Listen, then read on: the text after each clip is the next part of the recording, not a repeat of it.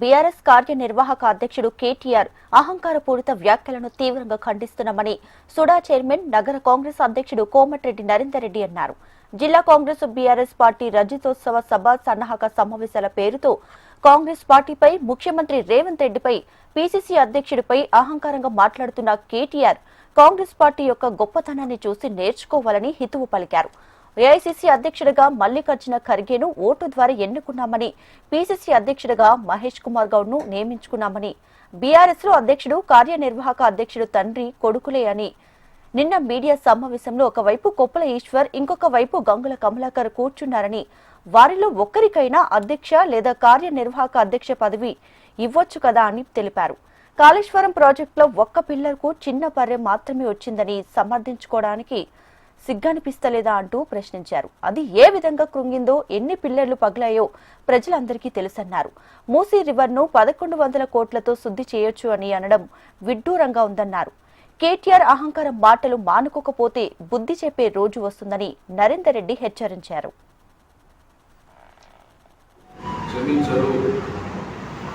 మీరు చేసిన పాపాల పుట్ట ఇంక ఇప్పుడే బయటకు వస్తా ఉంది, ఇంకా చాలా రావాల్సి ఉంది. కరీంనగర్ గడ్డ మీద వచ్చి కరీంనగర్ కాంగ్రెస్ నాయకుల సత్తా ఏదో చూపించే రోజు వస్తుంది బిడ్డ, కబడతారని చెప్పి హెచ్చరిస్తా ఉన్నాం. ఇంకొకసారి మా ముఖ్యమంత్రి వారి మీద కానీ, మా పీసీసీ అధ్యక్షుడి మీద కానీ, మా కాంగ్రెస్ పార్టీ మీద కానీ మాట్లాడితే కబడతారు, రణరంగం చేస్తాం, కబడతారని చెప్పి హెచ్చరిస్తాం. మేము ఇప్పటికీ మరొకసారి చెప్తా ఉన్నాం, మీ కార్యనిర్వాహక అధ్యక్షుడిగా బీఆర్ఎస్ పార్టీకి రాబోయే 1 నెల రోజుల్లో 2 నెలల్లో ఎన్నికలు ఉన్నాయని చెప్తా ఉన్నాం కదా. మేము మాత్రం మా కరీంనగర్కి సంబంధించిన కూడా అవకాశం ఇవ్వాలని చెప్పి కోరుతా ఉన్నాం. నీ పక్కన చూసుకున్నటువంటి కుప్పలీశ్వర్ గారిని లేదా గంగుల కమలాకర్ గారిని ఒక దళిత, ఒక బీసీ నాయకులు పెట్టుకుంటున్నట్టుగా వాళ్ళిద్దరికి అవకాశం ఇవ్వు, లేదా రాష్ట్రంలో ఇంకెవరికైనా అవకాశం ఇవ్వు. కానీ తండ్రి ముఖ్యమంత్రి అయితే, తండ్రి రాజు అయితే, కొడుకు యువరాజు, తండ్రి అధ్యక్షుడు అయితే, కొడుకు కార్యనిర్వాహక అధ్యక్షుడు,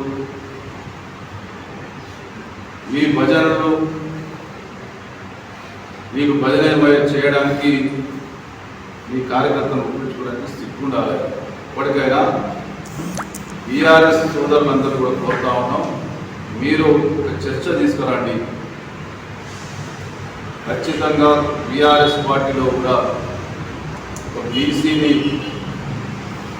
లేదా ఎస్సీని లేదా ఎస్టీని ఎవరినైనా అధ్యక్షుడిగా, అదేవిధంగా ఇంకొకరిని కార్యనిర్వాహక అధ్యక్షుడిగా ఎన్నుకోవడానికి మీరు ఒక చైతన్యంగా ముందుకెళ్ళి దీన్ని ఉద్యమంగా తీసుకురావాలని చెప్పి